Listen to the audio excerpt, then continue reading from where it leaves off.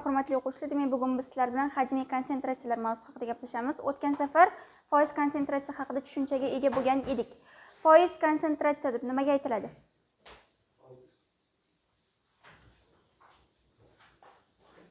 Umar.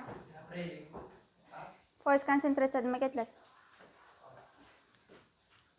Turaveringizlar. Komil. Adizbek. Turing. Aslbek. 100 gram manimlardi. Turing. Shahrizoda. Hozir aylanib boradi.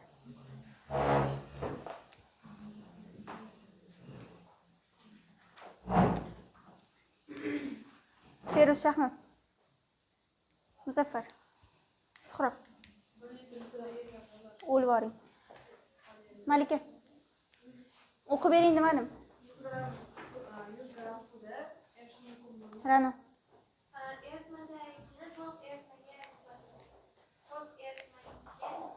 Mardona. O'lvoring. Gulxumor.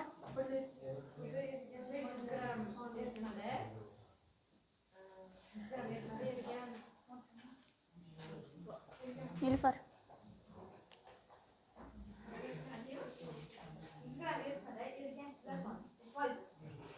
Yuz gram eritmadagi erigan tuzning miqdori foizdagi ko'rsatkichi. Turinglar. Oxirigacha tikka turib eshitamiz darsni. Savol berganda javob bersalaring o'tirish ehtimollaring bor.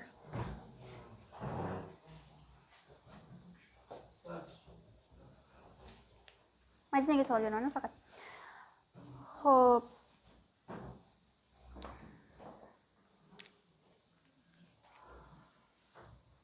Formulasini aytib boring, foiz konsentratsiya. Majlis.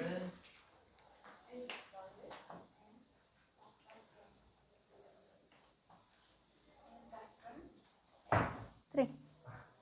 Dilbar. Bitta Dilbar o'tiradi, qolganlar majlislar o'tiradi. Yo'q deydilar. Xo'p, demak, eritmaga nisbatan olardik, to'g'rimi? Ya'ni tuzning massasini eritmani massasiga nisbatan eshitib qo'ying. Bugun o'tadigan mavzumiz hajmiy konsentratsiyalar, ya'ni hajmga nisbatan 1 litr eritmada yoki 1 millilitr eritmada mavjud bo'lishi mumkin bo'lgan tuzni mollar soni yoki mol ekvivalentlar soni. Ikkita konsentratsiya haqida gap ketyapti hozir. Birinchi o'rganadigan konsentratsiyamiz bu molyar konsentratsiya.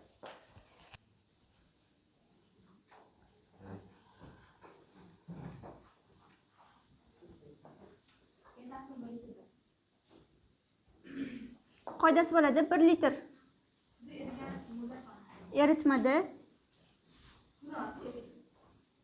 erigan mollar soni.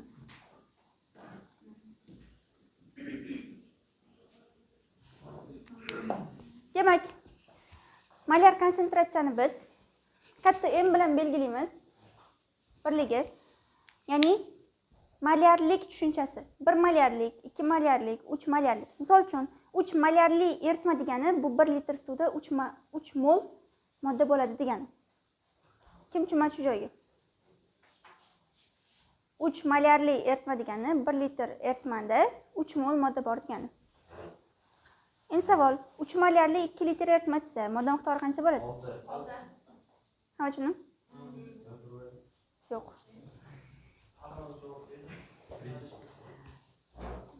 Bu formuladan formula chiqarib ketamiz sirazi. Demak, molyar konsentratsiya bilan hajmni bir-biriga ko'paytirsak nima kelib chiqyapti?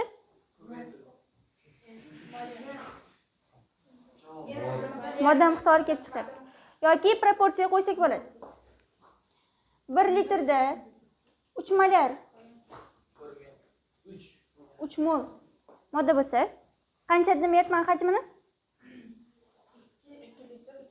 2 litrda qancha? 6 mol. Yoki proporsiya qo'ysalar bo'ladi.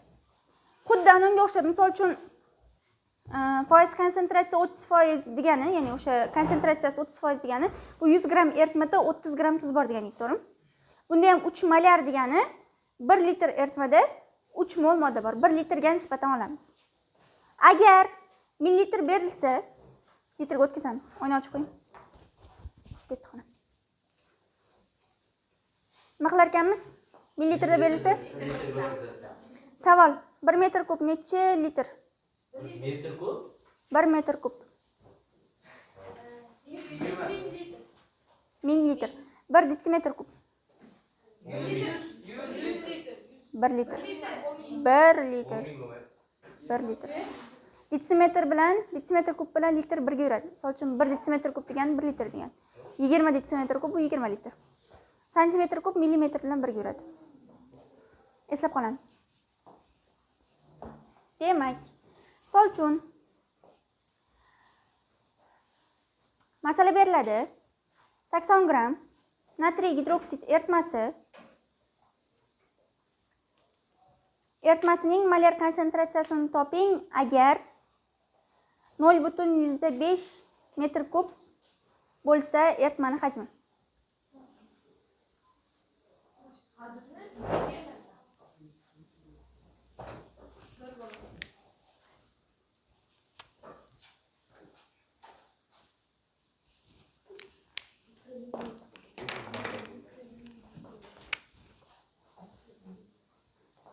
gram natriy gidroksid dedim. To'g'ri, natriy gidroksid molekulyar massasi 40. 40 ga bo'lib modda miqdoriga o'tib olamiz. 2 mol. Metr kub qancha dedim? 0,05. 0,5. Necha litr bo'ladi? 50. Demak, eritmani hajmi 50 litr ekan, modda miqdori 2 mol. 2 taqsim 50.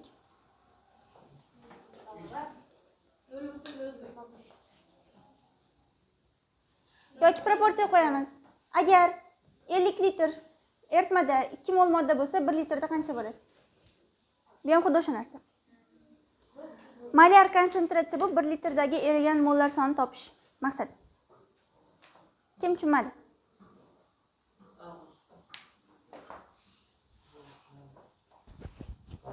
Hamma tushundim shu joygacha? Problem bo'lmaydimi bu mavzu bo'yicha?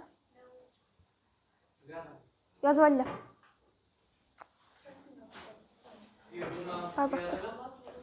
Pauza qiling. Bu mavzu tugadimi? Demak, keyingi konsentratsiyamiz bu normal konsentratsiya.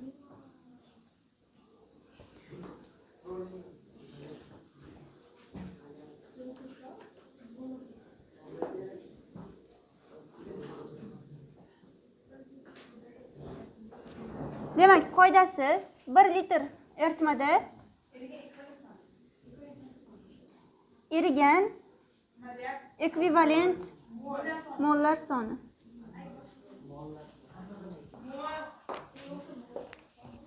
Birinchi savol. Ekvivalent bu nima? Aytgan o'tiradi.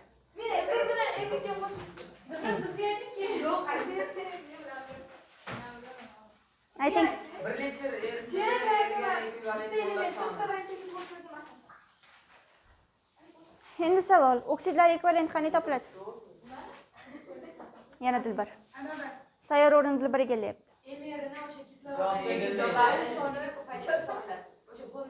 Indeksi bilan valentligi.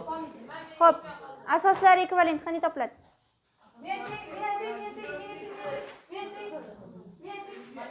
Pas. Ayting.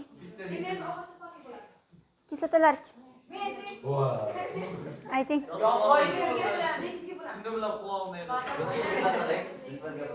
Tuzlarda.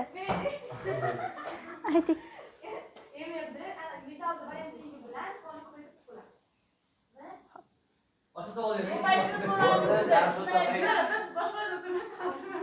Qo'lingizni ko'taring. Aytganimga qo'ymayapti. Xo'p. Endi birinchi qiladigan ishimiz n ekvivalent topib olish. Formula yozib beraman. Massani o'sha moddaning ekvivalentiga bo'lamiz. Misol uchun sizlarga n ekvivalent berilmayapti. Lekin aytilyapti 40 gram kalsiy gidroksidni ekvivalent molini toping. Kalsiy gidroksidni ekvivalent molini toping. Xo'p. Birinchi bizga kerak bo'ladi kalsiy gidroksidni ekvivalenti. 37 74 bo'lingan 2 gidroksidlar soniga bo'ldim. Keyin ekvivalent 37 ga teng ekan. Mana 40 gram berilyapti. N ekvivalentini topish uchun 40 ni 37 ga bo'lib yuboramiz. 1,08. Endi 1,08 bu N ekvivalenti, ya'ni ekvivalent mollar soni. Xo'p, aytilyapti eritmani hajmi 3 detsimetr kub. 3 litr. 3 litr.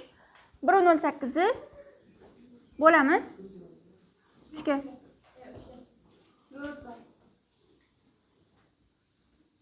0,36 normal. Kim tushunmadi? Qayeriga? Qarang.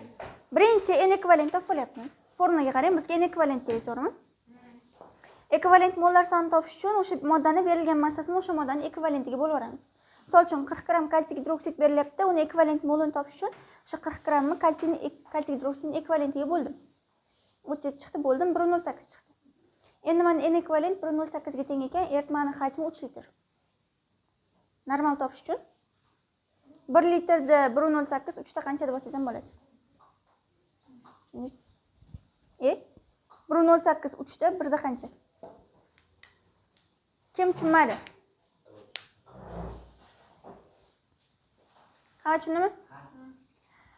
Xo'p, titr zichlik bilan почти bir xil, lekin masalan farq qiladi, katta gruppa.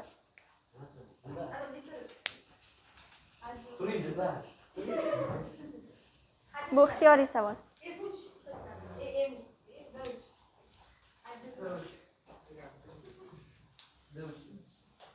Formulasini bermadi, to'xtanglar.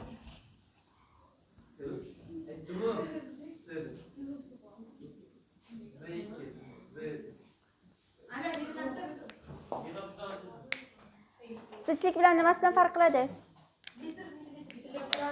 Yo'q, zichlikdan millilitrga bo'lamiz. Titrda erigan moddaning massasini eritmani hajmiga nisbat olinadi. Eritmani zichligini topishda umumiy eritmani massasini, misol uchun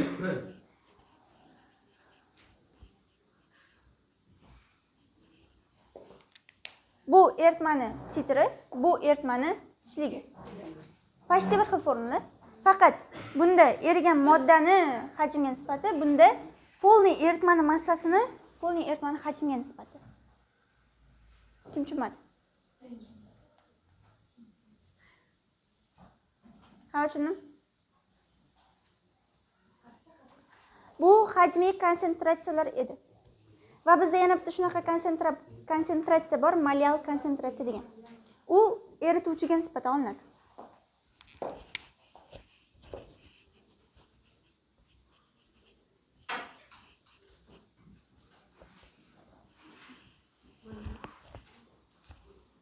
Mol taqsim kilogrammida?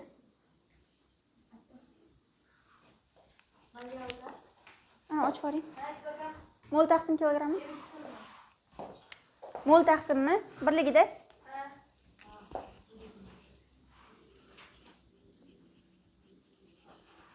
Xo'p. 1 kilogram erituvchida erigan mollar soni qoidasi. Ammo titr qoidasi 1 millilitr eritmada erigan moddaning massasi. Xo'p. Endi erituvchiga nisbatan erituvchanlik oldik, molyal konsentratsiya oldik. Hajmiy konsentratsiyalar molyar, normal va titr. Eritmani massasiga nisbatan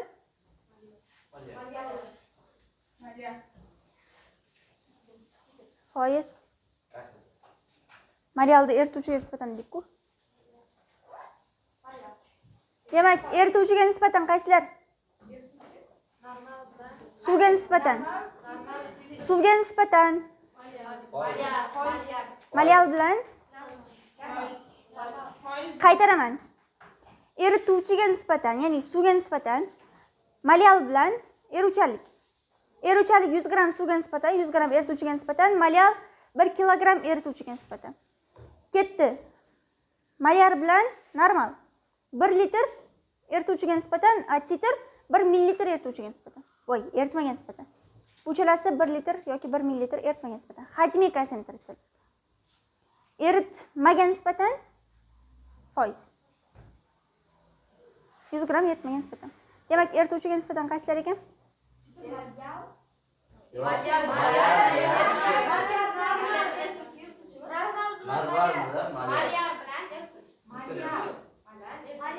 Eruvchanlik. Hajmiy nisbat, hajmiy konsentratsiyalar. Eritmaga nisbatan kim qayerga tushmadi? Yetib keldi. Hammaga. Konsentratsiyalar va transkonsentratsiyalar tushuntiraymi yo'qmi?